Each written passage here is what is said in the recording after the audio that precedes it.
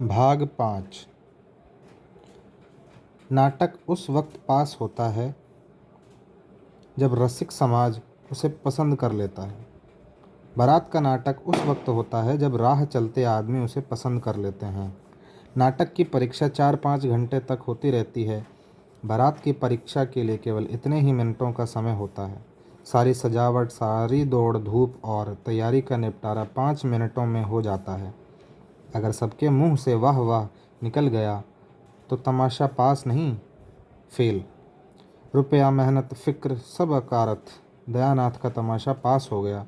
शहर में वह तीसरे दर्जे में आता, गांव में अव्वल दर्जे में आया। कोई बाजों को घों घों पों पों सुनकर मस्त हो रहा था, कोई मोटर को आंखें फाड़ फाड़ कर देख रहा था। कुछ लोग फुलवारियों के तख्त देखकर लौट पोट जाते थे। आतिशबाजी ही मनोरंजन का केंद्र थी। हवाइयाँ जब सन्न से ऊपर जाती और आकाश में लाल हरे नीले पीले कुमकुम से बिखर जाते, जब चरखियाँ छूटतीं और उनमें नाचते हुए मोर निकल आते, तो लोग मंत्रमुग्ध से ही हो जाते थे। वाह क्या कारीगरी है! जालपा के लिए इन चीज़ों में लेश मात्र भी आकर्षण न था। हाँ, वह वर को एक आंख देखना चाहती थी, वह भी सबसे छिपाकर, पर उस भीड़ भाड़ में ऐसा अवसर कहाँ। द्वार 4 के समय उसकी सखियाँ उसे छत पर खींच ले गई और उसने रमानाथ को देखा। उसका सारा विराग, सारी उदासीनता, सारी मनोव्यथा छूमंतर हो गई थी। मुंह पर हर्ष की लालिमा छा गई। अनुराग स्फूर्ति का भंडार है। द्वार 4 के बाद बारात जनवासे से चली गई। भोजन की तैयारियां होने लगी। किसी ने पूरियां खाई, किसी ने उपलों पर खिचड़ी पकाई। देहात के तमाशा देखने वालों के मनोरंजन के लिए नाच गाना होने लगा। 10 बजे सहसा फिर बाजे बजने लगे। मालूम हुआ कि चढ़ाव आ रहा है। बारात में हर एक रस्म के डंके की चोट अदा होती है। दूल्हा कलेवा करने आ रहा है, बाजे बजने लगे। समधी मिलने आ रहा है, बाजी बजने लगे। चढ़ाव ज्यों ही पहुंचा, घर में हलचल मच गई। स्त्री पुरुष बूढ़े जवान सब चढ़ाव देखने के लिए उत्सुक हो उठे। ज्यों ही किश्तियां मंडप में पहुंची, लोग सब काम छोड़कर देखने दौड़े। आपस में धक्कम धक्का होने लगा। मानकी प्यास से बेहाल हो रही थी, कंठ सूखा जाता था। चढ़ाव आते ही प्यास भाग गई। दीनदयाल मारे भूख प्यास के निर्जीव से पड़े थे। यह समाचार सुनते ही सचेत होकर दौड़े। मानकी एक एक चीज को निकाल निकाल कर देखने और दिखाने लगी। वहाँ सभी इस कला के विशेषज्ञ थे। मर्दों ने गहने बनवाए थे, औरतों ने पहने थे। सभी आलोचना करने लगे। चूहे दंती कितनी सुंदर है, कोई 10 तोले की होगी।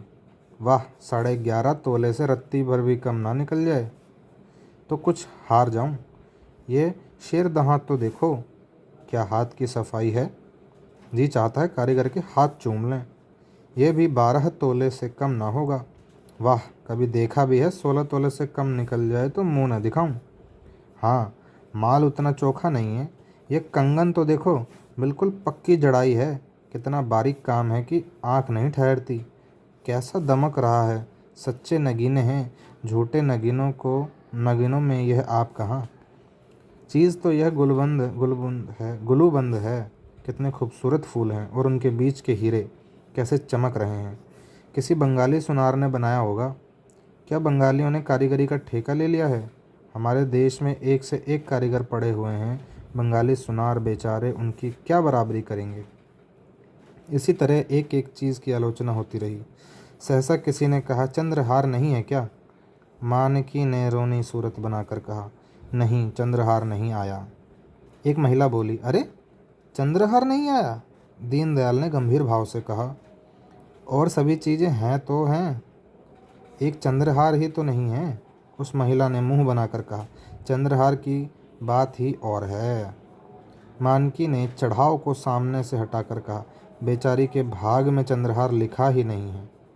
इस गोलाकार जमघट के पीछे अंधेरे में आशा और आकांक्षा की मूर्ति सी जालपा भी खड़ी थी और सब गहनों के नाम कान में आते थे।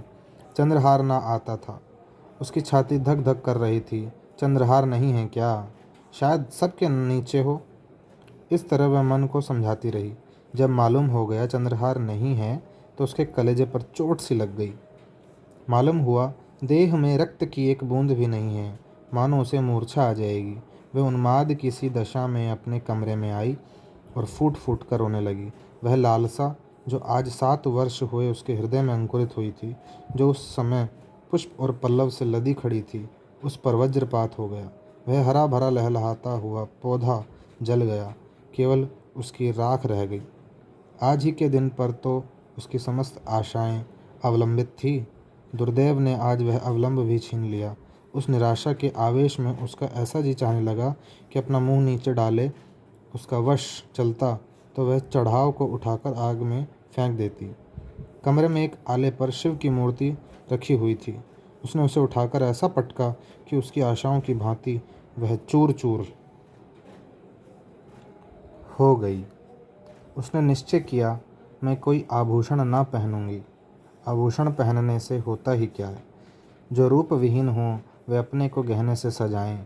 मुझे तो ईश्वर ने यूं ही सुंदरी बनाया है। मैं गहने ना पहनकर भी बुरी न लगूंगी।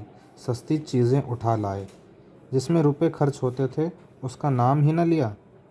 अगर गिनती ही गिनानी थी तो इतने ही दामों से इसके दूने गहने आ जाते। वह इसी क्रोध में भरी बैठी थी कि उसकी 3 सखियां आकर खड़ी हो गई। उन्होंने समझा था जालपा को भी चढ़ाव की कुछ खबर नहीं है। जालपा ने उन्हें देखते ही आंखें पोंछ डाली और मुस्कुराने लगी। राधा मुस्कुराकर बोली, जालपा, मालूम होता है तूने बड़ी तपस्या की थी। ऐसा चढ़ाव मैंने आज तक नहीं देखा था। अब तो तेरी साध पूरी हो गई। जालपा ने अपनी लंबी लंबी पलकें उठाकर उसकी ओर ऐसे दीन नेत्रों से देखा मानो जीवन में अब उसके लिए कोई आशा नहीं है। हाँ बहन, सब साध पूरी हो गई। इन शब्दों में कितनी अपार मर्मांतक वेदना भरी हुई थी, इसका अनुमान तीनों युवतियों में कोई भी न कर सकी। तीनों कुतूहल से उसकी ओर ताकने लगी, मानो उसका आशय उनकी समझ में न आया हो। बासंती ने कहा, जी चाहता है कारीगर के हाथ चूम लूं। शहजादी बोली, चढ़ाव ऐसा ही होना चाहिए कि देखने वाले फड़क उठें। बासंती, तुम्हारी सास बड़ी चतुर जान पड़ती है, कोई चीज़ नहीं छोड़ी। जालपा ने मुंह फेर कर कहा, ऐसा ही होगा। राधा, और तो सब कुछ है, केवल चंद्रहार नहीं है। शहजादी, एक चंद्रहार के न होने से क्या होता है बहन, उसकी जगह गुलूबंद तो है। जालपा ने वक्रोक्ति के भाव से कहा, हाँ, देह में एक आँख के न होने से क्या होता है, और सब अंग होते ही हैं। आँखें हुई तो क्या, ना हुई तो क्या। बालकों के मुंह से गंभीर बातें सुनकर जैसे हमें हंसी आ जाती है, उसी तरह जालपा के मुंह से गंभीर बातें सुनकर राधा और बासंती अपनी हंसी ना रोक सकी। हाँ, शहजादी को हंसी न आई। यह आभूषण लालसा उसके लिए हंसने की बात नहीं, रोने की बात थी। कृत्रिम सहानुभूति दिखाती हुई बोली, सब न जाने कहाँ के जंगली हैं और सब चीज़ें तो लाए पर चंद्रहार न लाए। जो सब गहनों का राजा है, लाला अभी आते हैं तो पूछती हूँ कि तुमने ये कहाँ की रीत निकाली है। ऐसा अनर्थ भी कोई करता है। राधा और बासंती दिल में कांप रही थी कि जालपा कहीं ताड़ न जाए। उनका बस चलता तो शहजादी का मुंह बंद कर देती। बार बार उसे चुप रहने का इशारा कर रही थी, मगर जालपा को शहजादी का यह व्यंग्य समवेदना से परिपूर्ण जान पड़ा। सजल नेत्र होकर बोली, क्या करोगी पूछकर बहन, जो होना था सो हो गया। शहजादी, तुम पूछने को कहती हो, मैं रुलाकर छोड़ूंगी। मेरे चढ़ावे पर कंगन नहीं आया था। उस वक्त मन ऐसा खट्टा हुआ कि सारे गहनों पर लात मार दूं। जब तक कंगन ना बन गए मैं नींद भर सोई नहीं। राधा, तो क्या तुम जानती हो जालपा का चंद्रहार न बनेगा। शहजादी, बनेगा तब बनेगा, इस अवसर पर तो नहीं बना। 10-5 की चीज़ तो है नहीं कि जब चाहा बनवा लिया। सैकड़ों का खर्च है, फिर कारीगर तो हमेशा अच्छे नहीं मिलते। जालपा का भग्न हृदय शहजादी की इन बातों से मानो जी उठा। वह रुंधे कंठ से बोली, यही तो मैं भी सोचती हूँ बहन, जब आज न मिला तो फिर क्या मिलेगा।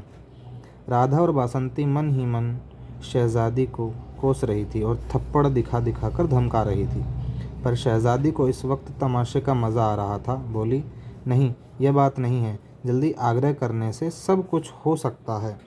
सास ससुर को बार बार याद दिलाती रहना, बहनोई जी से 2-4 दिन रूठे रहना, रहने से भी बहुत कुछ काम निकल सकता है। बस यही समझ लो कि घर वाले चैन न लेने पाएँ। यह बात हरदम उनके ध्यान में रहे।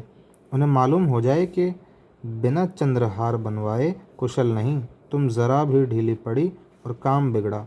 राधा ने हंसी को रोकते हुए कहा, इनसे ना बने तो तुम्हें बुला लें। क्यों? अब उठोगी कि सारी रात उपदेश ही करती रहोगी? शहजादी चलती हुई, ऐसी क्या भागड़ पड़ी है? हाँ, खूब याद आई। क्यों जल्दी? तेरी अम्मा जी के पास बड़ा अच्छा चंद्रहार है, तुझे ना देगी?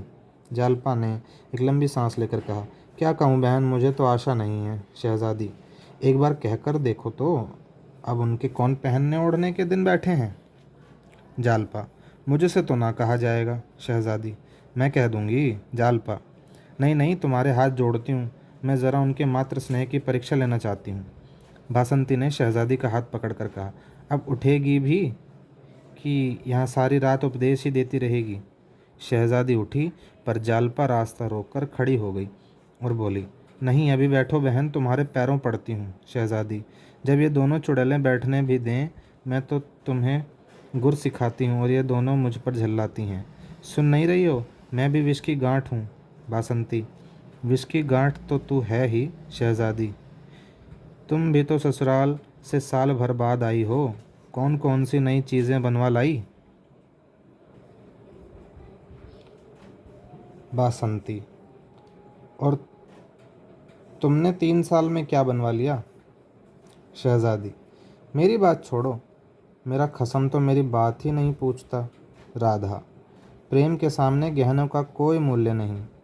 शहजादी, तो सूखा प्रेम तुम ही को गले। इतने में मानकी ने आकर कहा, तुम तीनों यहाँ बैठी क्या कर रही हो? चलो, वहाँ लोग खाना खाने आ रहे हैं। तीनों युवतियाँ चली गई। जालपा माता के गले में चंद्रहार की शोभा देखकर मन ही मन सोचने लगी, गहनों से इनका जी अब तक नहीं भरा।